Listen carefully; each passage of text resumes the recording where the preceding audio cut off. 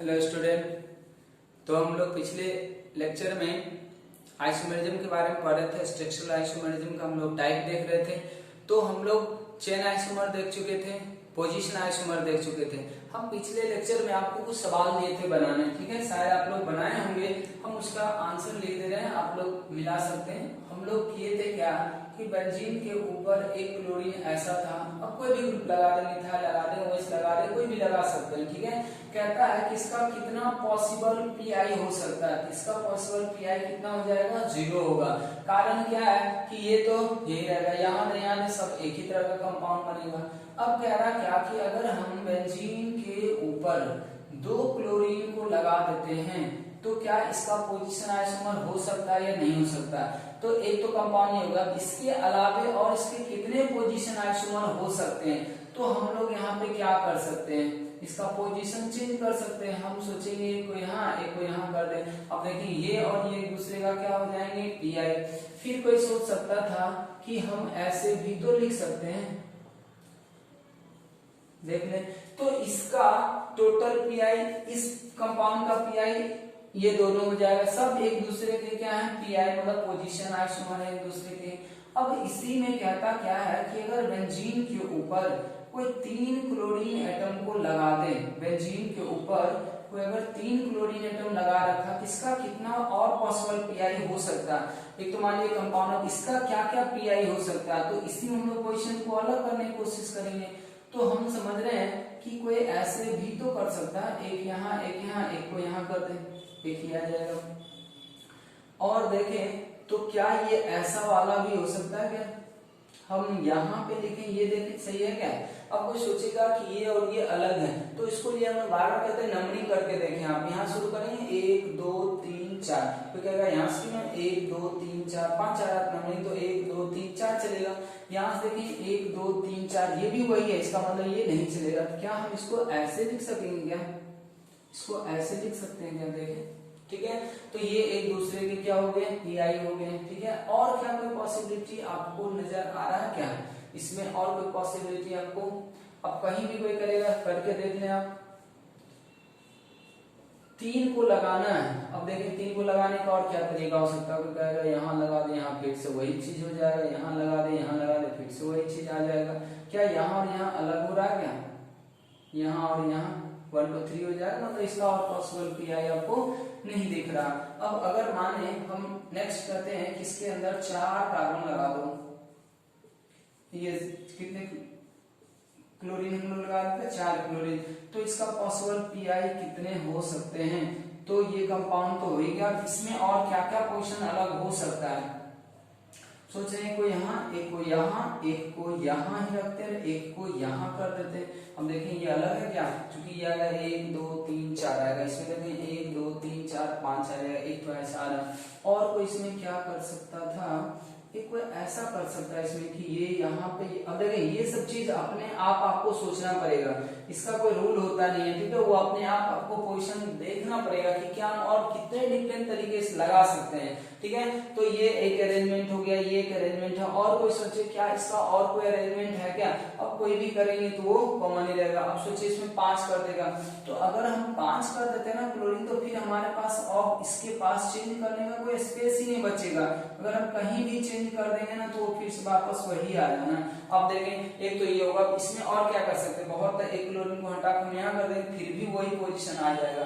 कहीं इसमें लिख के देखें, यहाँ में सारा 1 2 3 4 5 आ रहा, तो कोई कहीं भी लिख दे, कोई कहेगा हम तो ऐसा करने वाले थे, तो वो आपको सेम ही नजर आएगा। कोई कहेगा ऐसा और ऐसा। अब देखें ये तो सब में 1 2 3 4 5 ही हो जाएगा, इसका मतलब इसका पीआई क्या है? 0 है, इसमें पीआई नहीं हो रहा है, ठीक है। तो इस तरीके से कर सकते हैं। अब इसी में कभी कोई क्लोरीन लगा देगा आपको, कोई ब्रोमीन लगा देगा, कोई मिथाइल लगा सकता है, कोई इथाइल लगा सकता है, ठीक है। तो इस तरीके से हम लोग फंक्शनल ग्रुप तो सेम रखना, सब्स्टिट्यूएंट भी सेम रखना, तभी पीआई हो सकता है। तो ये पोजीशन आइसोमर का टाइप्स का कुछ, तो इसमें ढेर सारे क्वेश्चन आपको दे सकते हैं। जैसे हम लोग पीछे जितना भी किए स्ट्रक्चरल आइसोमर में, सब कंपाउंड देगा, कहेगा उसको बताइए कितने पोजीशन आइसोमर हो सकते हैं। तो स्ट्रक्चर अगर आपको लिखने आता है तो मेरे समझ से बस आपको थोड़ा सा डेफिनेशन का नॉलेज होना चाहिए था कि आखिर पोजीशन आइसोमर में करते क्या है, किस तरह के कंपाउंड एक दूसरे के पीआई कहलाते हैं। तो कंपाउंड सेम होना चाहिए, आइसोमर होने का कंडीशन होता है। उसके बाद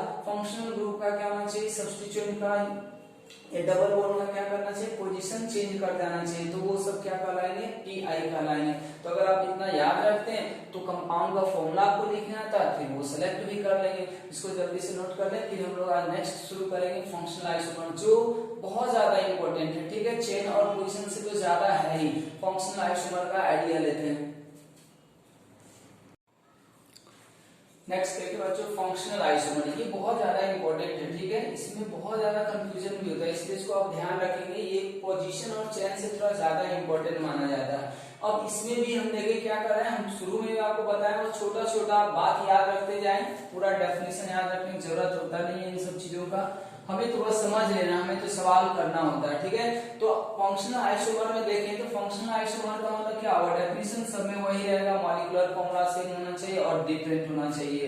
तो जो डिफरेंट होना चाहिए वो सब चीज के बारे में हम लोग सीधा लिख रहे हैं। तो कह रहा क्या, functional group should be different. ठीक है, फंक्शनल ग्रुप डिफरेंट अगर हो गया तब वो क्या हो जाएंगे, फंक्शनल आइसोमर। एक बात आप और ध्यान से सुने, जब हम कोई कंपाउंड का आइसोमर चेक करते हैं तो हो सकता है कि सेम कंपाउंड के अंदर आपको एक से ज्यादा आइसोमर दिखने को मिल सकते हैं। आपको लगे यार ये तो चेन भी दिख रहा है, ये हो सकता है पोजीशन जैसा भी लगे, तो उस केस में हम क्या करते हैं ना कि एक दूसरे के सामने किसी को नेग्लेक्ट करते हैं। ठीक है, तो आपको हम लास्ट में जब हम सारा चीज पढ़ लेंगे तो आपको एक सीक्वेंस बताएंगे कि हमको प्रायोरिटी किसको देना, अगर सिंगल करेक्ट आंसर करना तब की बात कर रहे हैं। ठीक है, तो फिलहाल अभी हम इंडिविजुअल सीख रहे हैं, जब पूरा सीख लेंगे फिर आपको एक प्रायोरिटी ऑर्डर बताया जाएगा कि स्ट्रक्चरल आइसोमर का ये प्रायोरिटी ऑर्डर है। उसी सीक्वेंस को फॉलो करके फाइनली प्रेडिक्ट करेंगे कि जब एक से ज्यादा आइसोमर सेम कंपाउंड में दिखे तब उसको हम लोग फाइनली क्या आंसर करेंगे। तो इस केस में अभी ध्यान रखें, फंक्शनल ग्रुप क्या होगा, अलग होगा। अब यहाँ पे यही लिखा गया है कि अगर मान लीजिए फंक्शनल आइसोमर भी है और आपको चेन और पोजीशन भी दिख रहा था, आप उसको नेग्लेक्ट करेंगे, आप उसको क्या बोलेंगे, फंक्शनल ग्रुप, फंक्शनल आइसोमर ही बोलेंगे। अगर फंक्शनल ग्रुप अलग हो गया तो मेन इसका कंडीशन यही है, फंक्शनल ग्रुप अलग हो गया तो वो कंपाउंड एक दूसरे के क्या कहलाएंगे, फंक्शनल आइसोमर। अब ऑब्वियस है फंक्शनल ग्रुप चेंज होगा तो उसका केमिकल प्रॉपर्टी क्या आ जाएगा, चेंज हो जाएगा। क्योंकि किसी भी कंपाउंड का जो केमिकल बिहेवियर डिसाइड होता है वो फंक्शनल ग्रुप के कारण ही डिसाइड होता है। अब यहाँ पे हम 3 पॉइंट लिखे, इसको आप याद रखेंगे, ये बहुत इंपॉर्टेंट, इसमें गलती भी बहुत होता है, ये ध्यान रखेंगे। हम जब स्ट्रक्चर लिख रहे थे तो वहां पे हर एक तरह का आपको 1 डिग्री 2 डिग्री 3 डिग्री अमाइन पहचाने बता चुके हैं। तो आप पीछे का लेक्चर भी जाकर देख सकते हैं कि 1 degree amine, 2 degree 3 degree amine कैसे कैसे हम लोग चेक करते हैं। तो 1 डिग्री 2 डिग्री और 3 डिग्री अमाइन जो होते हैं वो एक दूसरे का क्या कहलाएंगे, फंक्शनल आइसोमर कहलाएंगे। ये ध्यान रहे आपको, क्योंकि इसका रिएक्टिविटी और इसका रिएक्शन एक दूसरे से क्या होते हैं, अलग तरह का होता है। तो जब कोई भी ग्रुप अलग अलग तरह का रिएक्शन शो करे इसका मतलब वो एक दूसरे के फंक्शनल ग्रुप कहलाते हैं। तो इसलिए 1 degree amine, 2 degree, 3 degree amine के ऊपर जब रिएक्शन कराते हैं तो ये अलग अलग बिहेवियर शो करता है। इसीलिए हम लोग अमाइन को एक दूसरे का क्या मान लेते हैं, फंक्शनल ग्रुप। कि 1 डिग्री अमाइन एक अलग तरह का फंक्शनल ग्रुप है क्योंकि उसका केमिकल बिहेवियर अलग है। 2 डिग्री है सब अमाइन ही लेकिन केमिकल बिहेवियर अलग। तो जब केमिकल बिहेवियर अलग हो गया तो फंक्शनल ग्रुप भी अलग हो जाएंगे, इसलिए ऐसा मान लेते हैं। फिर सेम कहां देखें, अल्कोहल में भी देखने को मिलता है कि जो अल्कोहल बेंजीन रिंग से डायरेक्ट जुड़ा हुआ, मतलब फिनॉल या फिनॉल का डेरिवेटिव टाइप का आप कह सकते हैं, जो भी OH एरोमेटिक रिंग से जुड़ गया उसका आप रिएक्शन देखेंगे। और जो OH बेंजीन रिंग से डायरेक्ट जुड़ा हुआ नहीं है, एलिफेटिक के फॉर्म में, उसका रिएक्शन देखेंगे तो वो दोनों अलग तरह का रिएक्शन शो करता है। इसीलिए ऐसे अल्कोहल और ऐसे अल्कोहल को हम लोग क्या मानते हैं, एक दूसरे का फंक्शनल आइसोमर। क्या ये एक दूसरे के फंक्शनल आइसोमर है क्या, तो अभी तो नहीं होंगे। क्यों नहीं होंगे, क्योंकि इसमें देखें मॉलिक्यूलर मास अलग है, तो ये दोनों एक दूसरे का, हम ये नहीं देख रहे कि ये दोनों एक दूसरे फंक्शनल आइसोमर है, हम ग्रुप पहचाने आपको बता रहे हैं कि अगर OH डायरेक्ट ये लग जाए और OH डायरेक्ट ये लगा हो, ये डायरेक्ट OH यहाँ से लगा हुआ, बेंजीन से नहीं जुड़ा हुआ, और अगर मॉलिक्यूलर फॉर्मूला सेम हो जाए आगे किसी सवाल में, तब मानेंगे कि ये दोनों क्या है, ये एक दूसरे के फंक्शनल आइसोमर है। ये दोनों कंपाउंड एक दूसरे के फंक्शनल आइसोमर नहीं है, ये ध्यान रखें। यहाँ पे हम ये समझाने की कोशिश कर रहे हैं कि एलिफेटिक अल्कोहल किसको बोलते हैं और एरोमेटिक अल्कोहल किसको बोलते हैं, इसलिए हम एक एक एग्जांपल आपको दिखा रहे हैं कि एरोमेटिक अल्कोहल का मतलब OH डायरेक्ट रिंग से जुड़ा हुआ रहना चाहिए और जो एरोमेटिक होना चाहिए। एलिफेटिक का मतलब है कि OH बेंजीन रिंग या कोई भी एरोमेटिक रिंग से जुड़ा हुआ नहीं रहेगा। तो ये चीज आप समझ गए होंगे। सिमिलरली फिर अगर आप 1 डिग्री 2 डिग्री और 3 डिग्री एमाइड पे रिएक्शन देखें, ये एमाइड का रिएक्शन अलग होगा, इसका कुछ रिएक्शन अलग होगा, सेम रिएजेंट के साथ अलग अलग बिहेवियर से कर सकता है। तो इसीलिए इन सबको भी हम लोग क्या मान लेते हैं, फंक्शनल आइसोमर मान लेते हैं। अब देखें कि अगर आपको पहचाने आ गया फंक्शनल ग्रुप, तो ये तो कुछ अलग सा था कि है तो सब अमाइन फंक्शनल ग्रुप, लेकिन आपस में भी अमाइन एक दूसरे के लिए अलग तरह का बिहेवियर शो करते हैं। अब जितने भी तरह का फंक्शनल ग्रुप है वो आपको याद होना चाहिए, जो हम लोग नोमेनक्लेचर में पढ़ते हैं। जैसे एक नाइट्रो ग्रुप है तो अलग लेते हैं हम लोग, साइनाइड है अलग लेते हैं, आइसोसाइनाइड अलग लेते हैं, ईथर अलग लेते हैं, अल्कोहल अलग लेते हैं। तो ऐसे ढेर सारे फंक्शनल ग्रुप हैं, तो उनका लिस्ट आपके दिमाग में होना चाहिए। अगर वो सब आप याद रखेंगे तो फंक्शनल आइसोमर जज करना आपके लिए बहुत ही आसान हो जाएगा, क्योंकि हमें देखना क्या है, सिर्फ फंक्शनल ग्रुप ही तो देखना अलग हुआ या नहीं हुआ। तो फंक्शनल ग्रुप का जितना लिस्ट है वो आप पहले अपने जहन में बैठाएं। नोमेनक्लेचर में ये सब बताया भी गया आपको, और ये 3 एक्स्ट्रा याद रखें, ठीक है। ये भी एक दूसरे का आपस में क्या कहलाएंगे, है सबके सब अमाइड। ऐसे अमाइड खुद एक फंक्शनल ग्रुप है, लेकिन अमाइड में भी 1 डिग्री अमाइड अलग, 2 डिग्री अमाइड अलग, 3 डिग्री अमाइड अलग तरह का फंक्शनल ग्रुप है, इसलिए हम ऐसा ये 3 पॉइंट लिखे हैं। आप इसको जल्दी से नोट करें, फिर हम आपको कुछ फंक्शनल आइसोमर बनाने का आइडिया देते हैं। हम एग्जैक्ट नहीं बनाएंगे, आपको आइडिया देंगे कि अगर एक फंक्शनल ग्रुप है ना तो उसी से रिलेटेड और क्या क्या फंक्शनल ग्रुप हम बना सकते हैं, ठीक है। इसको नोट करें जल्दी से। हम देखें बच्चों, आपको कुछ आइडिया दे रहे हैं, ठीक है, फंक्शनल आइसोमर कैसे लिखते हैं या क्या क्या पॉसिबिलिटी बन सकता है ऐसे कंपाउंड के अंदर, ठीक है। तो हम यहाँ पे कुछ स्ट्रक्चर लिख रहे हैं जिसमें से हम एक फंक्शनल ग्रुप पहले प्रेडिक्ट कर रहे हैं, और इसी का और क्या क्या पॉसिबल फंक्शनल आइसोमर हो सकते हैं हम वो आपको बताने की कोशिश कर रहे हैं। तो अब जैसे देखिए हम यहाँ पे DOU लिखे, फिर इसका पॉसिबल फंक्शनल आइसोमर इसी कंपाउंड का, ठीक है। तो यहाँ पे मान लीजिए अभी आपको ये नहीं मिलाना कि मॉलिक्यूलर मास सेम है, ये हम एज ए पॉसिबिलिटी के तौर पे लिख रहे हैं इसको, ठीक है। अब देखें यहाँ पे अभी फिलहाल फंक्शनल ग्रुप कौन सा है, इसको हम लोग अल्कोहल बोलते हैं। अब सोचिए अगर कोई आप सिंपल अल्कोहल बना रहे हैं तो उसका DOU कितना आ रहा है, 0 आ रहा है। तो आप इसको और क्या बना सकते हैं, तो जहां भी अल्कोहल बना है तो उसका एक आइसोमर, फंक्शनल आइसोमर ईथर होने का चांस होगा, इसीलिए हम इसको क्या करें, ईथर में कन्वर्ट करा। ईथर का भी देखें DOU कितना आ रहा है, 0 आ रहा है। फिर से आप देखें कि ये अभी जो फंक्शनल ग्रुप इसमें बनाया गया वो क्या है, एल्डिहाइड है। तो अगर हम ऐसा बनाते हैं सिर्फ यही डबल वन बाकी कहीं नहीं है, तो इसका DOU कितना आएगा, 1 आएगा। तो हम सोच रहे हैं इसी से और पॉसिबल क्या क्या हो सकता था। तो हमें क्या करना है, एक DOU को खत्म करना है, एक ऑक्सीजन को, एक हाइड्रोजन को अरेंज करना। तो कोई कहेगा क्या कि एक कीटोन बना सकते हैं, अब इसका भी देखें DOU बना गया। फिर कोई कह सकता है कि हम कीटोन नहीं बना, हम क्या बनाते हैं, अल्कोहल बनाते हैं। तो जब अल्कोहल बना देंगे उस समय तो DOU तो कंज्यूम हुआ नहीं, तो अब हमें क्या करना पड़ेगा, फंक्शनल ग्रुप में तो डबल बॉन्ड आ नहीं पाया, तो हम कहीं ना कहीं कार्बन चेन में ही लगा देंगे। तो देखें कि अगर एल्डिहाइड कहीं बना हुआ है तो उसका पॉसिबल फंक्शनल ग्रुप एक कीटोन तो हो ही सकता है, उसके अलावे अल्कोहल भी हो सकता है, लेकिन उसके कार्बन चेन में क्या आएंगे, डबल बॉन्ड आ सकते हैं। फंक्शनल ग्रुप देखना ना, हमको अल्काइल ग्रुप का चेन थोड़ी ना देखना कि अल्काइल ग्रुप में कैसा आ रहा। फंक्शनल ग्रुप यहाँ पे क्या है, OH है, यहाँ पे एल्डिहाइड है, तो एक दूसरे के लिए अलग अलग हो जाएंगे बिहेवियर। फिर से अगर देखें तो यहाँ पे अगर अल्कोहल बना तो फिर इसका क्या बन सकता है बच्चों, ईथर भी बन सकता है। तो अब इसका भी DOU निकालेंगे तो एक ही आएगा, क्योंकि जब हम ईथर बनाते हैं तो भी DOU फंक्शनल ग्रुप में फंक्शनल ग्रुप के पार्ट में कंज्यूम नहीं हो पाता, तो कहीं ना कहीं कार्बन चेन में ही आपको डबल बॉन्ड लगाना पड़ सकता है। तो ये पॉसिबिलिटी के तौर पे हो सकता है कि एल्डिहाइड अगर कहीं है तो उसका फंक्शनल आइसोमर में कीटोन भी आ सकता है, अल्कोहल भी आ सकता है और इवन ईथर भी आ सकते हैं। ठीक है, फिर अब देखें कि यहाँ पे ये है एसिड। एसिड का भी अगर हम डीओयू की बात करें तो डीओयू कितना मिलेगा बच्चों, 1 मिलेगा। तो हम सोच रहे हैं एक डीओयू के लिए तो एसिड का एक तो पॉसिबल ईस्टर बनना ही है, अगर कार्बन एटम ऐसा है आपके पास अवेलेबल तब की बात है, तो पॉसिबिलिटी है कि ईस्टर बने। और अगर ईस्टर बन चुका है तो वहां पे एक और पॉसिबिलिटी आएगा कि आपका एल्डिहाइड भी बन सकता है। आप देखिए ये क्या है, एल्डिहाइड बना दिए तो डीओयू खत्म हो गया, उसके साथ एक अल्कोहल भी बन सकता है। तो एक या एक से ज्यादा फंक्शनल ग्रुप भी हो सकते हैं, बट हमें बस ये देख लेना कि जो फंक्शनल ग्रुप पहले था क्या उससे अलग मिला है या नहीं मिला। अगर है डीओयू को सेम रखते हुए तब समझ जाए तो एक दूसरे का क्या कहलाएंगे, फंक्शनल आइसोमर कहलाएंगे। कोई ऐसे कर सकता है, कोई कहेगा क्या कि हम कीटोन बना लेते हैं और अल्कोहल का कॉम्बिनेशन ले लेते हैं, तो भी देखें एक डीओयू आ जाएगा, 2 ऑक्सीजन भी उसमें कंज्यूम हो जाएगा।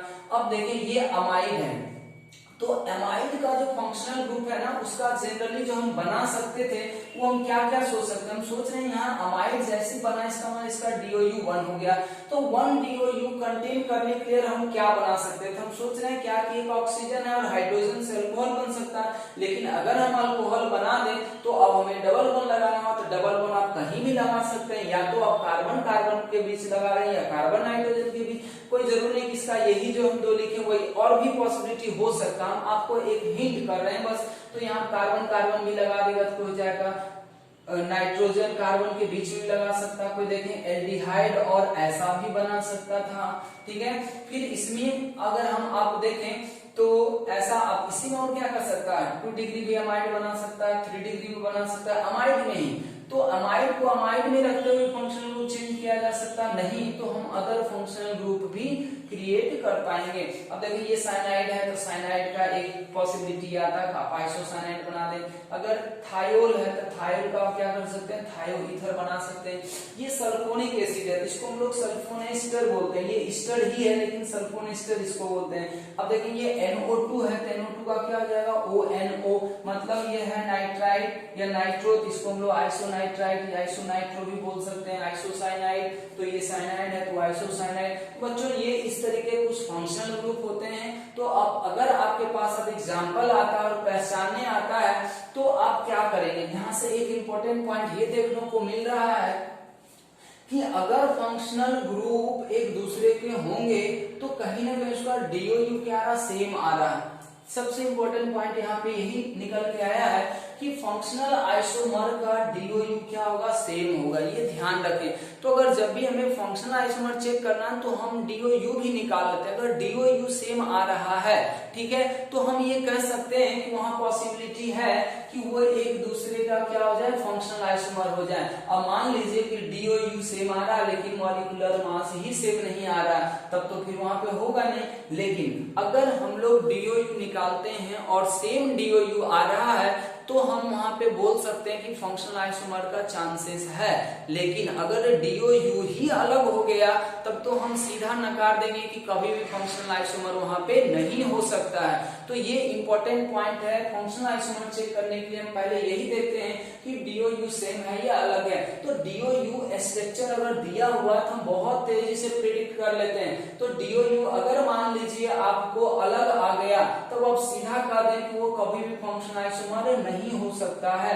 और अगर डीओयू सेम आ गया तो चांस है, कंफर्म नहीं होंगे, चांस है कि वो एक दूसरे फंक्शनल आइसोमर बन सकते हैं, बशर्ते उनका मॉलिक्यूलर फॉर्मूला सेम होना चाहिए। ठीक है, तो इस तरीके से हम लोग फंक्शनल आइसोमर को चेक कर सकते हैं। और इतना सबको पता होगा कि अगर मॉलिक्यूलर फॉर्मूला सेम है तो डीओयू सबका सेम ही आएगा। लेकिन अगर डीओयू सेम हो और मॉलिक्यूलर फॉर्मूला सेम हो जाए जरूरी नहीं है। जैसा कि आप यहाँ पे देख सकते हैं, हम एक ऐसा कंपाउंड लिखे थे, अगर हम लोग मान लीजिए फिनॉल लिखते हैं और अगर कोई ऐसा लिखता है तो इसका भी तो डीओयू देखें क्या है, सेम ही है। इसका भी 4 डीओयू, इसका भी 4 डीओयू, क्या मॉलिक्यूलर फॉर्मूला सेम है क्या? तो उल्टा सही नहीं है। अगर मॉलिक्यूलर फॉर्मूला सेम है तो हर एक कंपाउंड का डीओयू सेम आना ही है, समझ में बात आ रहा है। लेकिन अगर डीओयू सेम आ जाए तो हम 100% कंफर्मली नहीं कर सकते हैं कि मॉलिक्यूलर फॉर्मूला उसका सेम रहा होगा। तो इस तरीके से ये पॉइंट आप ध्यान रखना चाहें तो रख ले, नहीं तो आपको फंक्शनल आइसोमर चेक करने के लिए फंक्शनल ग्रुप का नॉलेज होना चाहिए। अब ये हमें याद नहीं रखना बिल्कुल भी नहीं कि एल्डिहाइड का फंक्शनल ग्रुप कीटोन बना। अगर एल्डिहाइड दिया और आपसे कह रहा कि बताइए इसका फंक्शनल ग्रुप कौन है, तो आप दिमाग में बैठा हुआ पहले इसकी एल्डिहाइड का फंक्शनल ग्रुप कीटोन है, कीटोन खोजने की कोशिश करेंगे, हो सकता है कीटोन नहीं दे। तो आपको तरीका क्या ढूंढना है कि डीओयू निकालने, डीओयू देख ले सेम आ रहा, दूसरे कंपाउंड का भी सेम आ रहा, तो आप क्या करें मॉलिक्यूलर फॉर्मूला मिला ले। नहीं तो आप उसी से रिलेटेड सोचेंगे कि डीओयू 1 आया तो डीओयू 1 कंज्यूम करने के लिए क्या कीटोन ही बनाया जा सकता है क्या, ऐसा भी तो बनाया जा सकता है, इसमें भी तो अल्कोहल आ रहा है, ऐसा भी बनाया जा सकता है, इसमें इथर डबल बॉन्ड आ रहा है। ठीक है, तो इस तरीके से करते हैं। हम कुछ एग्जांपल यहाँ पे दे रहे हैं फंक्शनल आइसोमर पहचानने के लिए, इसको जल्दी से नोट कर लें पहले। देखो बच्चों यहाँ पे कुछ क्वेश्चन दिया हुआ है, आपको पहचानना फंक्शनल आइसोमर है या नहीं है। अब जैसे कि पहले वाले में, ठीक है, तो चेक करने क्या तरीका है, या तो आप क्या करते हैं, जैसे देखिए जब भी हमें आइसोमर चेक करना होता है तो हम लोग मॉलिक्यूलर फॉर्मूला भी मिलाते हैं कि सेम होना चाहिए आइसोमर होने के लिए। ठीक है, तो हम पहले आपको क्या कर रहे हैं कि आप डीओयू पहले निकाला करें, डीओयू पहले निकाल लेते हैं। तो डीओयू इसमें देखिए कितना है, इसमें 4 बेंजीन रिंग निकालना हो जाए, जो कि 3 डबल बॉन्ड होगा, एक रिंग और एक रिंग, इसका डीओयू मेरे समझ से 5 आ रहा होगा। अब अगर इसका डीओयू देखें तो इसका डीओयू आपको कितना मिल रहा है, 2 रिंग है तो इसका 2 आ रहा है। ठीक है, तो अब अगर हम यहाँ पे देखें कि डीओयू ही अगर अलग हो गया तो ये कभी भी फंक्शनल आइसोमर हो ही नहीं सकता। तो हम सिर्फ अब ये नहीं देखेंगे कि यहाँ पे ईथर है और यहाँ पे क्या है, अल्कोहल है। क्यों, क्योंकि इसका मॉलिक्यूलर फॉर्मूला सेम आ ही नहीं रहा। देख ले यहाँ पे डबल बॉन्ड था अल्टरनेट, यहाँ पे डबल बॉन्ड दिया ही नहीं। तो फंक्शनल ग्रुप सिर्फ ऐसे डायरेक्ट मत देखा करें, नहीं तो बहुत बार गलती भी हो जाता हम लोग से। OH दिया और यहाँ ईथर दिया तो सीधा देखेंगे क्या कि OH और ईथर है, ये एक दूसरे के फंक्शनल आइसोमर, तो दिमाग में सेट रहता बात। तो हमें ये भी देखना है कि OH और O एक दूसरे के फंक्शनल आइसोमर तो है, लेकिन उस समय मॉलिक्यूलर फॉर्मूला भी तो सेम होना चाहिए ना। तो इसलिए जब भी आप आइसोमर चेक करते हैं तो ये तो हैबिट आप लगा ही लें कि पहले चेक करें मॉलिक्यूलर फॉर्मूला सेम है या नहीं है। जब मॉलिक्यूलर फॉर्मूला सेम होगा ही नहीं तो आइसोमर ही नहीं हुआ, फिर उसका टाइप क्या बता पाएंगे। तो पहला कंडीशन तो हमारा यही देखना होता है मॉलिक्यूलर फॉर्मूला सेम है या नहीं है। तो यहाँ पे मॉलिक्यूलर फॉर्मूला अलग था, इसलिए जब आइसोमर ही नहीं है तो फंक्शनल हम इसको बोल नहीं सकते, मतलब लिखेंगे फंक्शनल आइसोमेरिज्म नहीं है, टच कर देंगे इसको।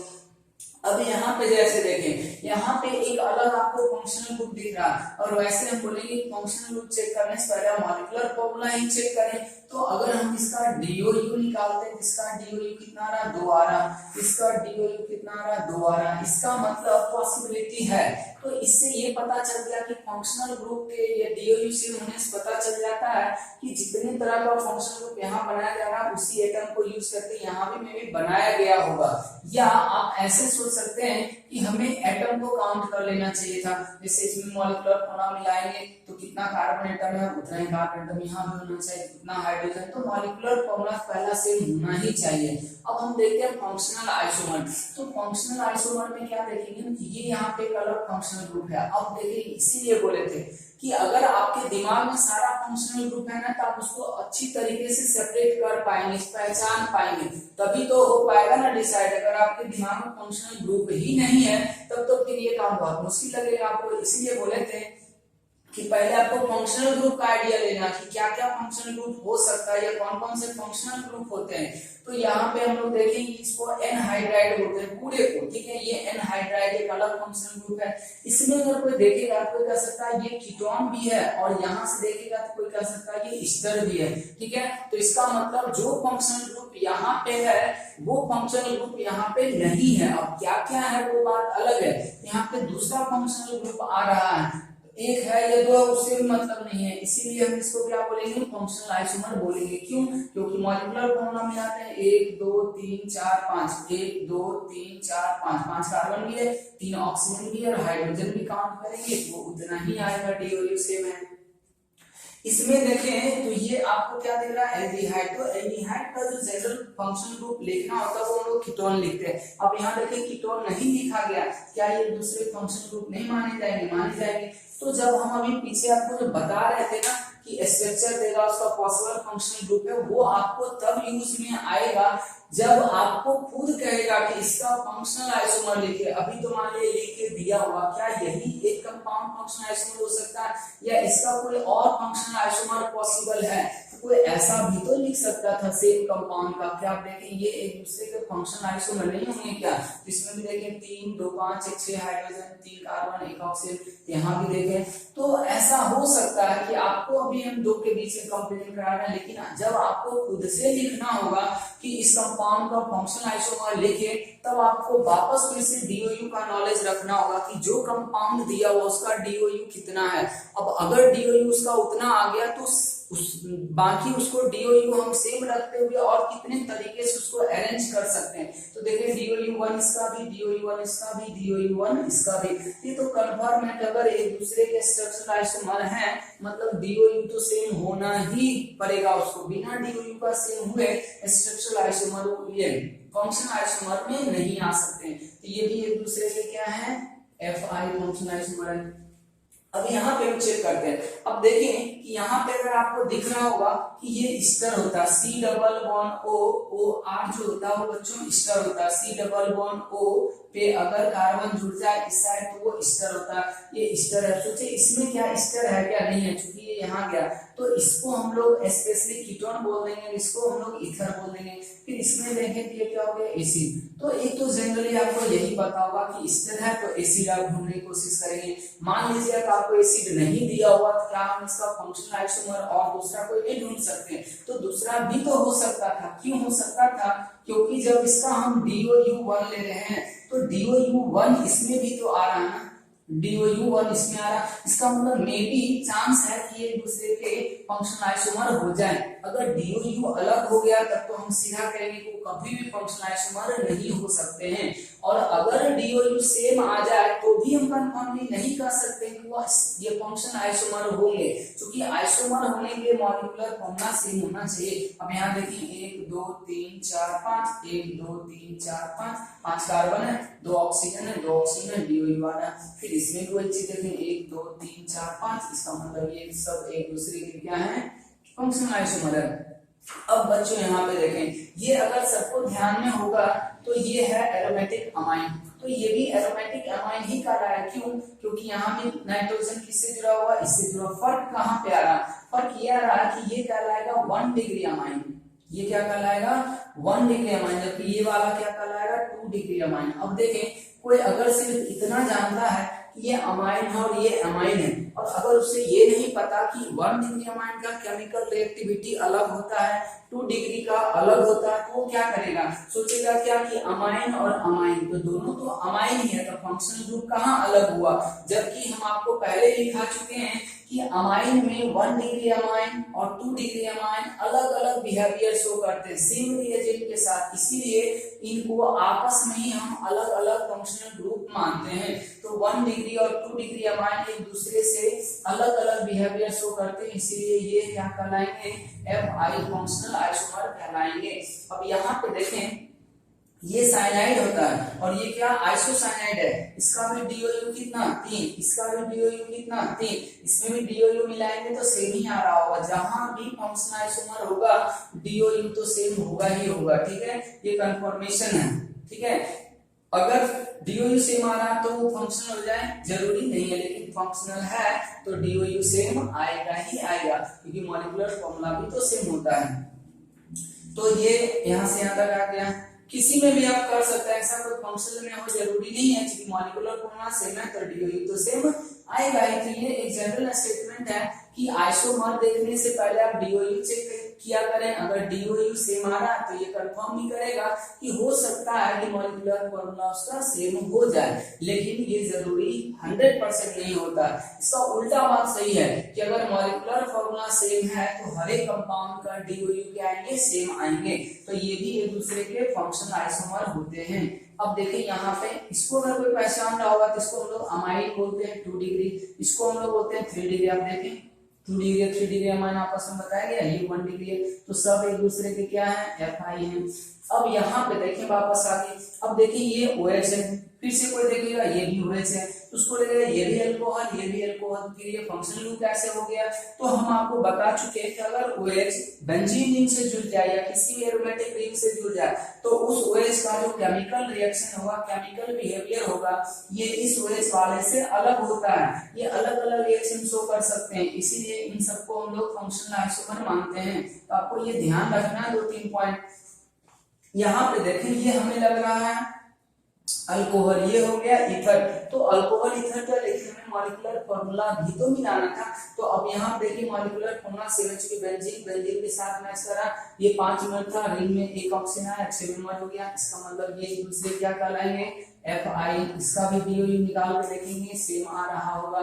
तो हम समझते हैं कि DOU अगर निकालने आपको आता है और उसका मीनिंग पता है तो किसी पार्टिकुलर कंपाउंड का आप फंक्शनल आइसोमर खुद से लिख सकते हैं, और अगर क्वेश्चन में दिया हुआ है तो वो आप पहचान भी सकते हैं। तो इससे इसी तरीके के सवाल पूछे जाएंगे, या तो आपको कोई कंपाउंड दे देगा, कहेगा इसका बताइए कितना डिफरेंट फंक्शनल आइसोमर है, तो वहां भी आपको वही काम करना, आपको DOU निकालना और सेम DOU को मेंटेन करते हुए कोशिश करना कि अलग अलग फंक्शनल ग्रुप हम लोग बनाएं, ठीक है। तो इस तरीके से हम लोग ये डील कर सकते हैं। अब हमारा नेक्स्ट एक बच्चा मेटामर्स, तो उसको हम लोग डील करते हैं, जल्दी से लिखें इसको।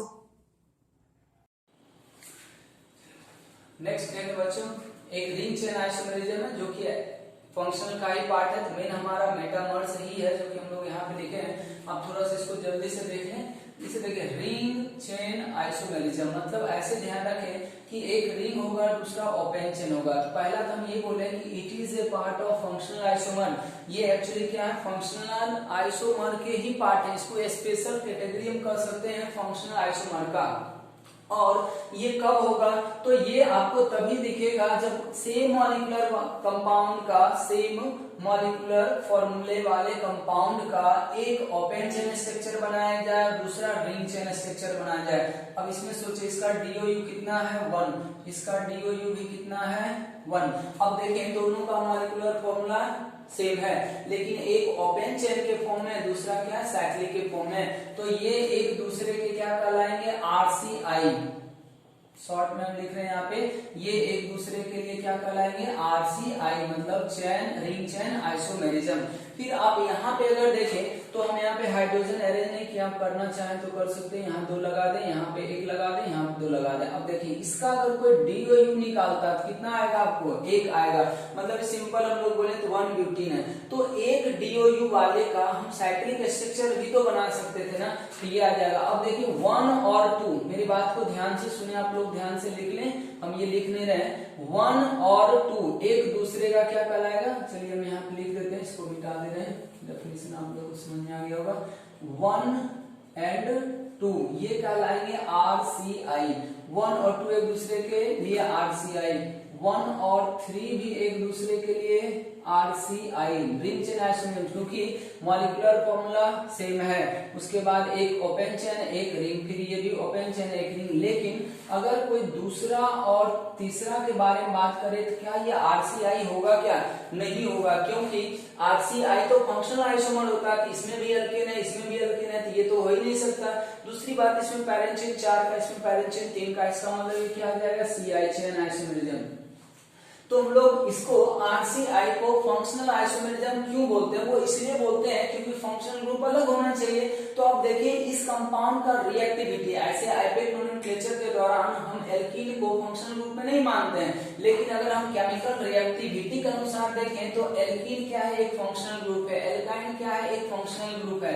तो अगर हम यहाँ पे देखें तो एल्कीन का रिएक्शन अलग होगा, साइक्लोअल्केन का रिएक्शन अलग होगा, सेम कंपाउंड के साथ। जैसे हम आपको एक एग्जांपल देने की कोशिश करें, अगर हम इसको Cl2 के साथ रिएक्शन कराते हैं CCl4 सॉल्यूशन के अंदर, ठीक है, तो यहाँ पे रिएक्शन हो जाएगा, जबकि यहाँ पे रिएक्शन नहीं होता है। या कोई कहता है ब्रोमीन वाटर का रिएक्शन कराते हैं, यहाँ पे ब्रोमीन वाटर ऐड हो जाएगा, यहाँ पे नहीं ऐड होगा। तो दोनों का रिएक्टिविटी सेम रिएजेंट के लिए अलग है, इसलिए ये एक दूसरे के लिए क्या हो जाएंगे, फंक्शनल आइसोमर हो जाएंगे। तो इसको हम लोग फंक्शनल आइसोमर के कैटेगरी में भी ले सकते हैं। तो तो रिंग चेन आइसोमेरिज्म को इसीलिए हम लोग बोलते हैं कि एक स्पेशल पार्ट है फंक्शनल आइसोमर का ही। तो ये बहुत छोटा पार्ट है, अब समझ में आ गया होगा। नोट में यहाँ लिखे क्या, एलिसाइक्लिक और ओपन चैनल केन कभी भी आरसीआई शो नहीं कर सकता है। सोचिए कि अगर हम ओपन चैनल केन लेते हैं तो ओपन चैनल केन का डीओयू तो 0 हो गया, और डीओयू 0 का आप क्या कर सकते हैं, कभी भी रिंग नहीं बना सकते। ओपन में ही आप ढेर सारा बना सकते हैं, तो ओपन में ही रह गया ना। जब तक ओपन और रिंग नहीं बनेगा तब तक आरसीआई होगा नहीं, इसलिए बोलता है कि ओपन चैनल केन का कभी भी पॉसिबल नहीं होगा। लेकिन साइक्लोअल्केन अगर है तो उसका हम ओपन चेन में डबल बॉन्ड के साथ बना सकते हैं, इसीलिए लिखा हुआ एलिसाइक्लिक मतलब ओपन चेन होता है। तो इस तरीके से अब हम लोग का जो नेक्स्ट है वो है मेटामेरिज्म। ये भी बहुत इंपॉर्टेंट है, ठीक है। इसमें भी बच्चे बहुत कंफ्यूज होते हैं चेक करने के लिए। अब देखिए मेटामेरिज्म को अगर आप अच्छी तरीके से चेक करना चाहते हैं तो वापस आपको फंक्शनल ग्रुप का नॉलेज होना चाहिए। 2-3-4 एग्जाम्पल कर लेने से ना सवाल बहुत ज्यादा क्लियर नहीं होता, वो तो हम बस वो पॉइंट सीखते हैं। लेकिन अगर आज ये मेटामेरिज्म आपको सही ढंग से करना, किसी भी तरह के सवाल को पहचानना है, तो हम अपने अनुसार बोल रहे हैं कि आपको फंक्शनल ग्रुप का नॉलेज होना चाहिए। और किस तरह का नॉलेज, कि कौन सा फंक्शनल ग्रुप मोनोवैलेंट है, कौन सा बाइवैलेंट है, कौन सा ट्राइवैलेंट है, ठीक है। मतलब का बात यह है कि अगर हम इसको यहाँ पे मिटा कर आपको समझाएं, आप एक चीज यहाँ पर ध्यान से समझ जाएं तो मेटामेरिज्म फिर आपको बहुत आसान लगेगा। जैसे हम बात करते हैं कीटोन का, तो कीटोन का मतलब ऐसे होता है, इसका ये मतलब हुआ कीटोन ये फंक्शनल ग्रुप है, इसमें हम लोग ऐसे और ऐसे लाइनिंग लगाते हैं। इसका ये मतलब हुआ कि आप इधर भी वैलेंसी जोड़ सकते हैं, इसका वैलेंसी इधर भी खुला हुआ, इसका वैलेंसी इधर भी खुला हुआ, तो दोनों साइड से जोड़ देना आपको। अब बात करते हैं ईस्टर, तो ईस्टर को बच्चों हम लोग ऐसे लिखते हैं OR, ऐसे लिखते हैं। मतलब अब देखें तो कार्बन यहाँ पे R होना चाहिए, ऐसे हम लोग लगाते हैं, ठीक है। और एक वैलेंसी इधर है, मतलब की बात हम ये कहें तो इसका जो है ना वो वेरिएबल वाला यही दोनों एटम है। ये इंड और ये इंड इसका क्या है, वेरिएबल है। मतलब हम इधर से बार बार कुछ जोड़ सकते हैं, इधर से हम बार बार कुछ चेंज करके जोड़ सकते हैं, लेकिन क्या यहाँ पे आप जोड़ सकते हैं क्या, नहीं ना। तो मेटामेरिज्म पहचानने का जो की पॉइंट है वो यही है कि दिए गए कंपाउंड के अंदर पहले आप फंक्शनल ग्रुप को ढूंढें, और उसमें भी मोनो फंक्शनल ग्रुप नहीं होने चाहिए, क्योंकि डिफरेंस देना बैलेंसिंग, तो मोनो वाला एक साइड से जुड़ गया तो वो उसी तरीके से जुड़ा हुआ रहेगा। तो इसका एक कंडीशन भी होता है, अगर मान लो फंक्शनल ग्रुप दे दे और आपसे पूछ दे कि कौन ऐसा फंक्शनल ग्रुप है जो मेटामेरिज्म शो नहीं करेगा, तो उसमें मोनोवैलेंट लेना आपको, जैसे अल्कोहल हो गया, ठीक है, ईथर तो हो जाएगा ना, ईथर हो जाएगा। जैसे मान लीजिए एसिड हो गया, एसिड में आप क्या करते हैं OH लगा देते हैं, इधर ब्लॉक हो गया, इसका कोई रास्ता ना, इसमें ये जुड़ेगा तो आप इधर से जोड़ सकते हैं, ठीक है। तो इस तरीके के मोनोवैलेंट बोलते हैं। की पॉइंट हमारा यही है कि जिसका भी वैलेंसी 2 या 2 से ज्यादा है उसमें हम ये देखते हैं कि किधर किधर से वो वेरिएशन कर सकता, चेंज कर सकता, बस उसी टर्मिनल पे फोकस रखना हमें। तो आप अगर इस चीज को समझ गए होंगे तो हम ढेर सारा एग्जांपल अभी दिए हुए, इस सारे एग्जांपल में हम आपको एक ही पॉइंट लगाने जा रहे हैं, वो ये कि फंक्शनल ग्रुप को आप पहले सराउंड करें, फिर उसका वेरिएबल पार्ट देखें, वेरिएबल वैलेंसी देखें, वेरिएबल पॉइंट देखें कि कौन कौन से एटम है जिसमें कनेक्टिविटी वो बार बार चेंज कर रहा है। अगर ये जज कर लेंगे तो आराम से आप पहचान पाएंगे। तो यहाँ पे देखिए ये लिखा हुआ differential nature of alkyl group, किसके अबाउट, तो पॉलीवैलेंट फंक्शनल ग्रुप। ये बहुत इंपॉर्टेंट बात है, पॉलीवैलेंट का मतलब जिसका वैलेंसी 2 या 2 से ज्यादा हो, मतलब दोनों साइड से जुड़ सकता है या 3 साइड से जुड़ सकता है। जैसे इधर है, इधर से भी जुड़ेंगे, इधर से भी जुड़ेंगे, ठीक है। अब इसमें यहाँ पे लिखा हुआ मोनोवैलेंट फंक्शनल ग्रुप कभी भी मेटामेरिज्म शो नहीं करेगा, ठीक है। और इसमें जब भी पेयर्स आएंगे मेटामेरिज्म में तो सिर्फ डिफरेंस क्या होता है, वैलेंसी के अबाउट ही डिफरेंस होगा, बाकी कोई डिफरेंस नहीं होगा, सब चीज सेम रहता है। फंक्शनल ग्रुप तो सेम होना ही चाहिए, फंक्शनल ग्रुप अगर अलग हो गया तब तो फिर हम लोग फंक्शनल में चले जाएंगे। और इसमें क्या रहा कि अगर वहां मेटामेरिज्म है और आपको बाय द वे अगर चेन और पोजीशन भी लग रहा है तो आप इसको इग्नोर करें और मेटामेरिज्म को ही फाइनल आंसर करें। ऐसे हम एक फाइनल लास्ट में हम लोग अभी लिखेंगे भी कि इसका क्या ये सीक्वेंस होगा आइसोमेरिज्म का, किसके ऊपर कौन ज्यादा प्रायोरिटी देंगे हम लोग, तो वो हम लोग लास्ट में लिख देते हैं। पहले आप सारे एग्जांपल को ध्यान से देखें। अब कह रहा कि ये और ये एक दूसरे का मेटामर्स है या नहीं। अब मेरी बात को ध्यान से सुने, हम कैसे चेक करते हैं वो पॉइंट अब समझने की कोशिश करें। सबसे पहला काम कि हम दिए गए कंपाउंड के अंदर फंक्शनल ग्रुप डिसाइड करेंगे कौन सा फंक्शनल ग्रुप है। तो इसके अंदर देखिए ईथर है, तो ईथर जो फंक्शनल ग्रुप आपका है उसका वेरिएशन वाला पॉइंट को घेर लें। तो हम क्या करते हैं, इधर इधर घेर लिए, अब फिर दूसरे में भी घेर लेंगे। अब क्या करें, दोनों में से कोई भी एक तरफ का आप देखें कि अल्काइल ग्रुप चेंज हुआ है या नहीं हुआ है। तो आप देखें इधर CH3 है, इधर क्या हो रहा है, इथाइल है, मतलब इधर एक कार्बन का है, इधर 2 कार्बन का। एक भी अल्काइल ग्रुप अगर अलग हो गया एक साइड का तो वो अलग माना जाएगा। इसका मतलब ये एक दूसरे के लिए क्या है, एक दूसरे के क्या मेटामर्स है। इसमें आया, इसमें फंक्शनल ग्रुप पहले देखिए, बिना फंक्शनल ग्रुप जज किए हुए आप मेटामेरिज्म को सही तरीके से चेक नहीं कर पाएंगे। अब देखिए इसमें अगर फंक्शनल ग्रुप का नॉलेज होगा तो तुरंत जल्दी से दिख जाएगा कि इसमें ईस्टर है। तो ईस्टर है तो हम क्या करेंगे, सबसे पहले उसको घेरेंगे। घेरने का मेरा पर्पस यही होता है ताकि हम उसका वेरिएबल पॉइंट को जज कर सके। आप देखिए ईस्टर जो है, एक ऑक्सीजन यहाँ पे, एक ऑक्सीजन यहाँ पे, ये टर्मिनल इसका ब्लॉक किया हुआ है, इसमें वेरिएशन कभी नहीं हो सकता। वेरिएशन जब भी हम कर सकते थे इस कार्बन का और इस कार्बन का। तो अब इन्हीं दोनों पॉइंट पे हम फोकस करेंगे, सिर्फ इस पॉइंट पे और इस पॉइंट पे। अब देखिए अगर अल्काइल ग्रुप अलग लग रहा हो, किसी भी मायने में अगर अलग लग रहा है तो वो अलग माना जाएगा। अब देखिए यहाँ पे क्या है, CH3 है, ऑक्सीजन वाला मिला है, तो किसी एक को मिला है, अगर एक नहीं मिला तो दूसरे को, अगर एक भी डिफरेंस हो गया तो काम खत्म। अब यहाँ देखिए ऑक्सीजन से यहाँ क्या जुड़ा हुआ, CH3, यहाँ देखिए ऑक्सीजन से क्या जुड़ा हुआ, इथाइल। इसका मतलब ये क्या हो गया, मेटामर्स। कोई कहेगा नहीं हम तो कार्बन देख रहे हैं, कार्बन देख सकते हैं, कार्बन से इधर क्या जुड़ा हुआ, इथाइल, इधर क्या जुड़ा हुआ, मिथाइल। हो सकता है कभी कभी इधर चेंज ना हो, कहीं भी एक जगह पे चेंज दिखेगा तो मेटामेरिज्म हो जाएगा। अब बच्चों यहाँ पे देखें, यहाँ पे हम लोग का फंक्शन ग्रुप क्या, अमाइन। अब यहाँ पे थोड़ा सा ध्यान रखना आपको, जब भी अमाइन आ जाए, अमाइड आ जाए, ठीक है, तो इन सब में थोड़ा सा फोकस होना। फोकस इसलिए होना है क्योंकि हमें फंक्शनल ग्रुप को तो सेम रखना है। तो आपको देखने से लग रहा अमाइन, ठीक है, तो अब अमाइन का डिग्री जरूर निकाला करें, हमेशा ये हैबिट बना ले। कहीं भी अगर अमाइन आए तो अमाइन का डिग्री जरूर निकाला करें पहले। अब देखिए अमाइन क्या है कि अमाइन में नाइट्रोजन एक्चुअली होता है, अमाइन में क्या है, नाइट्रोजन है। तो अमाइन एक ऐसा फंक्शनल ग्रुप है जिसमें 3 वेरिएबल वैलेंसी हो सकते हैं, तीनों पॉइंट से ये कनेक्टिविटी को चेंज कर सकता है। तो अब यहाँ पे देखें, एक नाइट्रोजन हाइड्रोजन फिक्स हो गया, मतलब ये कितना डिग्री हो गया, 2 डिग्री। तो अब देखिए इसका जो वेरिएबल वैलेंसी है सिर्फ यही है, एक और एक इधर। अब देखें कि एक साइड क्या है, 2 मिथाइल है, तो फिर एक साइड क्या दिख रहा है आपको, ये दिख रहा है। कहीं भी देखें, हम लेफ्ट देखें राइट देखें, इसमें कोई मतलब नहीं होता, दोनों में से कहीं भी देखें। अगर मान लिया हम इस साइड देख रहे हैं तो इस साइड यहाँ पे क्या दिया हुआ है, ऐसा, इस साइड यहाँ पे ऐसा, इस साइड यहाँ पे ऐसा। इसका मतलब ये भी 2 डिग्री है और ये भी 2 डिग्री है, और चूंकि सिर्फ डिफरेंस हो रहा है ग्रुप का, इसीलिए ये भी क्या कहलाएंगे, मेटामर्स। अब सोचिए अगर ये 2 डिग्री होता है, ये 1 डिग्री होता है और सब चीज डिफरेंस होता है, तो क्या हम इसको ऐसा बोल सकते थे, क्या नहीं बोल सकते थे, क्योंकि वो तो फंक्शनल हो जाएगा।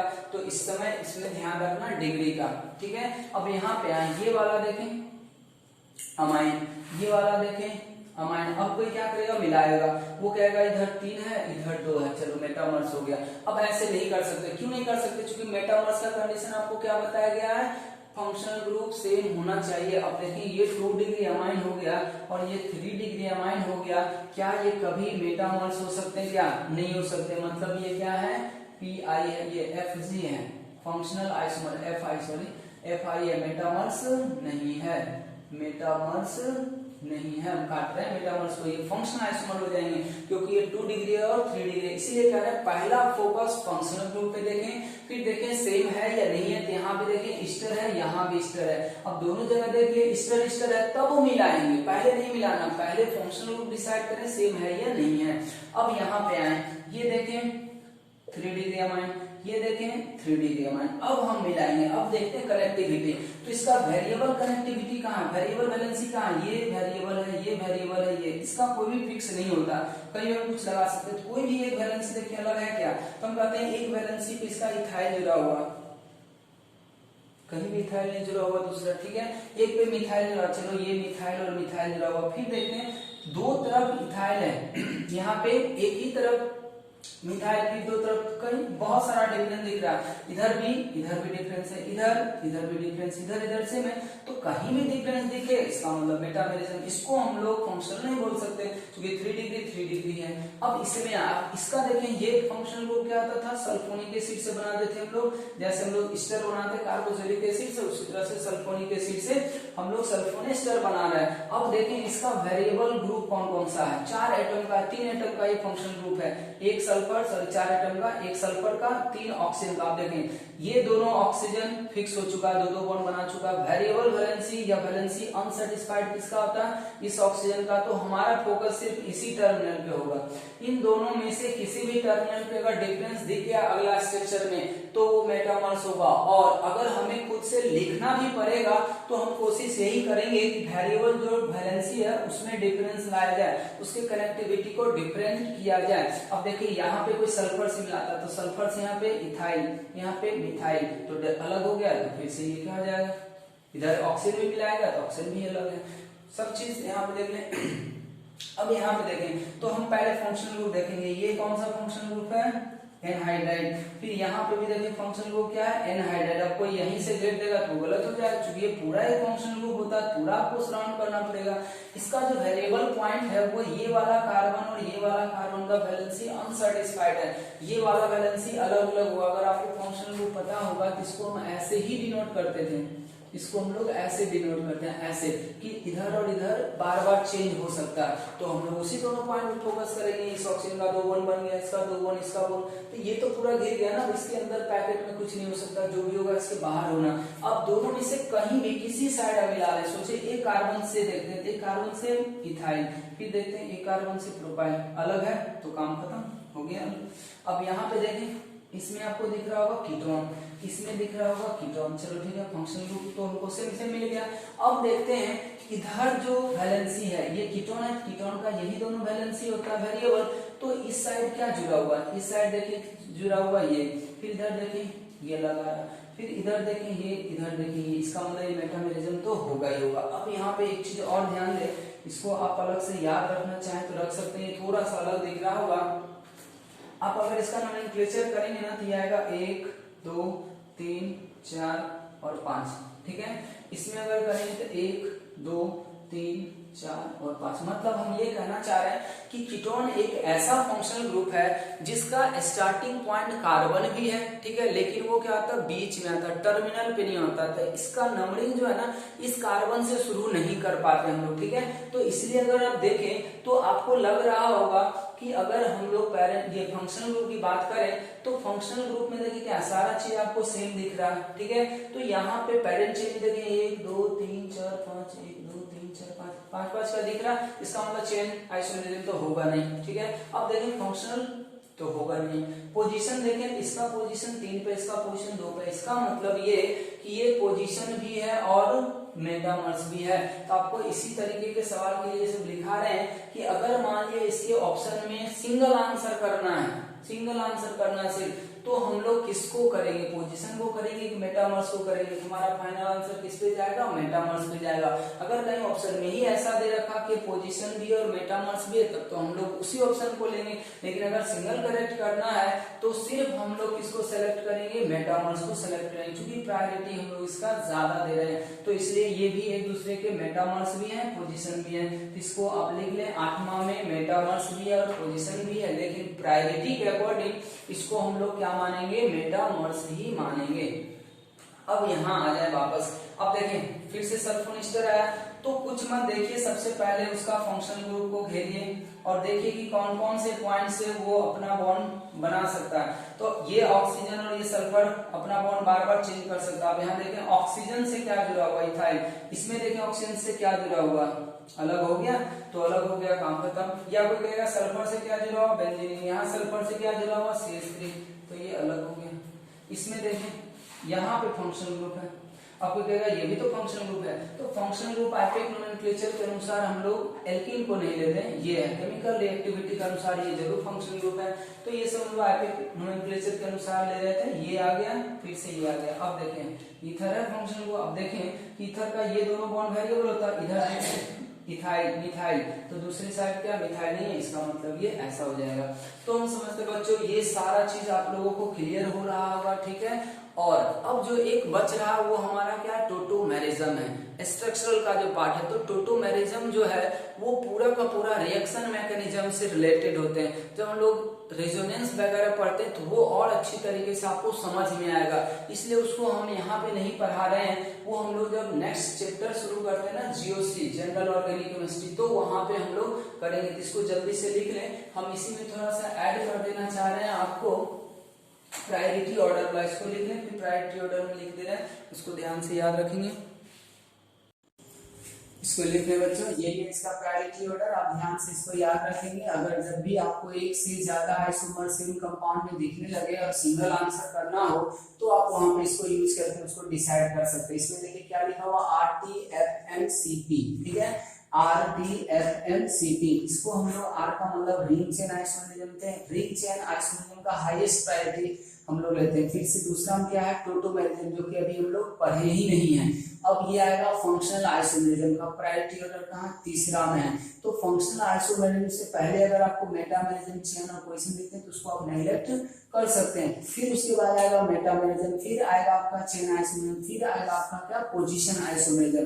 तो ये प्रायोरिटी ऑर्डर है। अगर आपको कब यूज करना है इसको, जब एक ही कंपाउंड के अंदर, जैसे मान लीजिए ये वाला था ना, यहाँ पे पोजीशन भी दिख रहा है मेटामेरिज्म भी दिख रहा है, तब पोजीशन और मेटामेरिज्म में पहले कौन आएगा मेटामेरिज्म, इसलिए सिंगल आंसर में हम लोग क्या करेंगे मेटामेरिज्म करेंगे। तो ये प्रायोरिटी ऑर्डर इस तरह के क्वेश्चन में हमें लगाना जहां पे सेम कंपाउंड के अंदर एक से ज्यादा आइसोमेरिज्म का टाइप दिख रहा होगा और हमें सिंगल आंसर करना, तब वहां पे हम लोग ये कर सकते हैं। अगर ऑप्शन में ऐसा दिया हुआ है कि मल्टी आंसर दिया हुआ कि ये भी तो और बेस्ट आंसर वही होगा हमारा, ठीक है।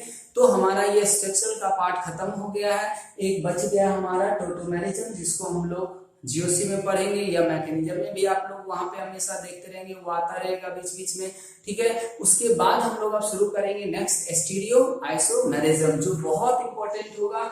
स्ट्रक्चर तो बहुत ज्यादा नहीं आते हैं और आएंगे भी तो आपको स्ट्रक्चर लिखने वाला ही सवाल आएगा, क्योंकि आप खुद देख रहे होंगे इसमें बहुत ज्यादा कुछ रहता नहीं है, ठीक है। मेन इसका है स्टीरियो आइसोमेरिज्म, ज्योमेट्रिकल और ऑप्टिकल। तो नेक्स्ट हम लोग शुरू करेंगे स्टीरियो आइसोमेरिज्म में। दो पार्ट आएगा, एक कॉन्फ़िगरेशनल, दूसरा कन्फॉर्मेशनल। कन्फॉर्मेशनल अलग पार्ट होता है, उसमें हम लोग 3 डायमेंशनल स्ट्रक्चर को बनाने सीखते हैं और फिर उसी सब का यूज करके हम लोग कहाँ पे जाते हैं स्टीरियो का कॉन्फ़िगरेशन वाले पार्ट में जाते हैं। तो वो सब चीज हम लोग धीरे धीरे करके पढ़ेंगे। नेक्स्ट लेक्चर हम लोग स्टीरियो पे ही बनाएंगे। तो आज के लिए इतना ही।